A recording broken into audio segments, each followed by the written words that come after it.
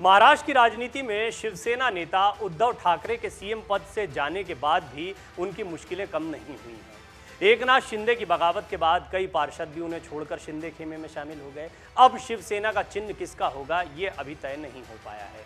फिलहाल ये मामला देश के सर्वोच्च न्यायालय के पास है, इस पर फैसला आना बाकी है। उद्धव और शिंदे दोनों ही गुटों ने दावा किया है कि शिवसेना उनकी है। इन सब के बीच काफी दिनों के बाद उद्धव ठाकरे के लिए एक अच्छी खबर सामने आई है। दरअसल मामला ये है कि एकनाथ शिंदे की बगावत के बाद महाराष्ट्र विधान भवन की चौथी मंजिल पर स्थित शिवसेना के कार्यालय को सील कर दिया गया था, जिसको अब खोल दिया गया है।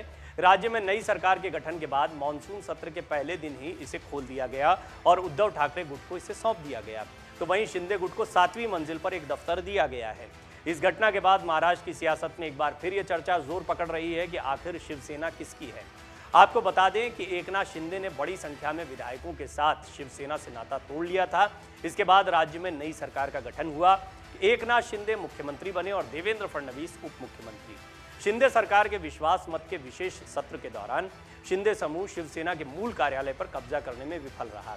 उस समय इसे सील कर दिया गया था। एकनाथ शिंदे की सरकार 1 महीने से ज्यादा समय से मंत्रियों का इंतजार कर रही थी। मंत्रिमंडल विस्तार में देरी के कारण बुधवार को शुरू हुए मानसून सत्र के पहले दिन शिंदे गुट को 7वीं मंजिल पर अलग कार्यालय दे दिया गया।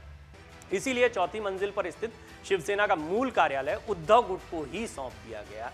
यानी जो मूल कार्यालय है वो उद्धव गुट के पास में है। तो ये कहना गलत नहीं होगा, शिवसेना का ऑफिस उद्धव ठाकरे के पास है।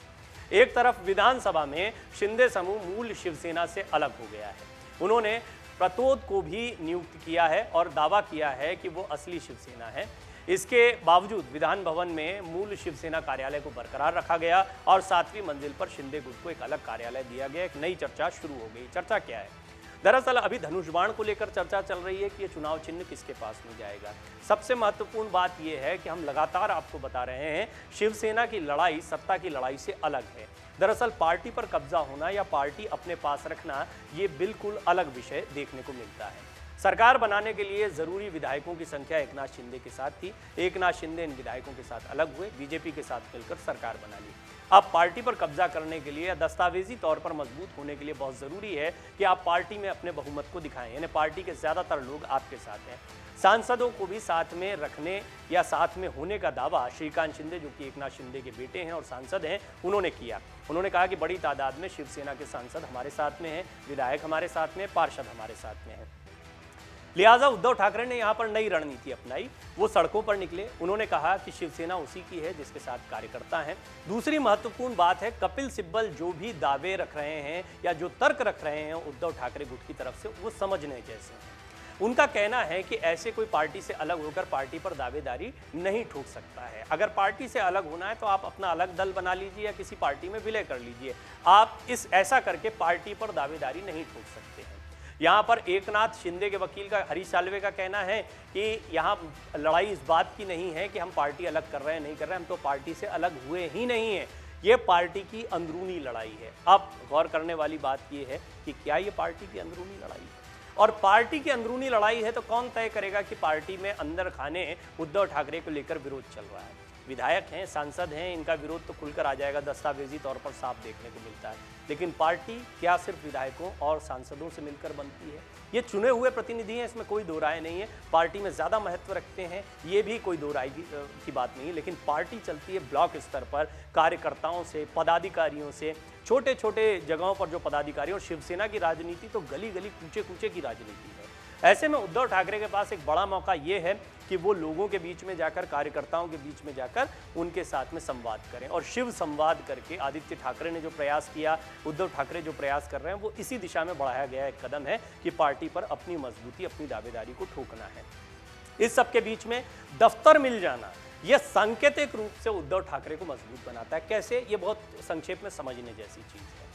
दरअसल मंत्रिमंडल विस्तार हुआ, शिंदे गुट के कई विधायक नाराज हैं, इस पर भी हमने आपको एक रिपोर्ट दिखाई है। और ये होना ही था, ये भी हम पहले कह रहे थे। मंत्रिमंडल विस्तार में देरी की वजह ये थी, कोई भी टूटकर उद्धव ठाकरे के पास में जाता है तो एकनाथ शिंदे और कमजोर हो जाएंगे। छोटा सा तो गुट है, कुछ बागियों के साथ में मिलकर उन्होंने पार्टी बनाने का दावा किया। अगर इनमें भी टूट हो जाती है या इनमें से कुछ लोग भी उद्धव ठाकरे के पास चले जाते हैं तो उनकी दावेदारी फिर से मजबूत हो जाएगी।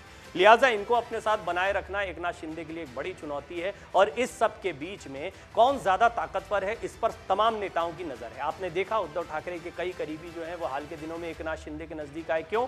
क्योंकि एकनाथ शिंदे दस्तावेजी तौर पर मजबूत दिखाई दिया। ऐसा लगा कि ये असली शिवसेना को कब्जा लेंगे, लिहाजा इनके साथ बने रहना शिवसेना के साथ बने रहने जैसा है। सवाल यही है, जो असली शिवसेना है उसके साथ सब लोग जाएंगे। अगर उद्धव ठाकरे इस बात को साबित कर देते हैं कि कार्यकर्ता उनके साथ में हैं, वो बाला साहब ठाकरे की विरासत के सही प्रतिनिधि हैं, सही उत्तराधिकारी हैं, आदित्य ठाकरे, तेजस ठाकरे को आगे बढ़ाते हैं, तो कुल मिलाकर उद्धव ठाकरे कहीं ना कहीं अपने आप को मजबूत कर पाएंगे। सांकेतिक तौर पर ही सही, लेकिन ये जो दफ्तर मिला है, कार्यालय मिला है, इसका मिलना भी कई मैसेज देता है। दरअसल असली शिवसेना के दफ्तर में अब अगर उद्धव ठाकरे गुट बैठता है तो कई लोगों के पास ये इंप्रेशन जाएगा कि अब भी शिवसेना उनकी है, और ये भी अपने कार्यकर्ताओं को, अपने ब्लॉक प्रमुखों को, अपने स्थानीय नेताओं को साथ में जोड़े रखने के लिए उद्धव ठाकरे गुट के लिए मददगार साबित हो सकता है। अगर आप ये वीडियो YouTube पर देख रहे हैं तो हमारे चैनल को सब्सक्राइब करें और बेल आइकन को दबाना ना भूलें। अगर आप Facebook पर ये वीडियो देख रहे हैं तो हमारे पेज को लाइक करें। डाउनलोड करें अमर उजाला ऐप और पाएं खबरें लगातार।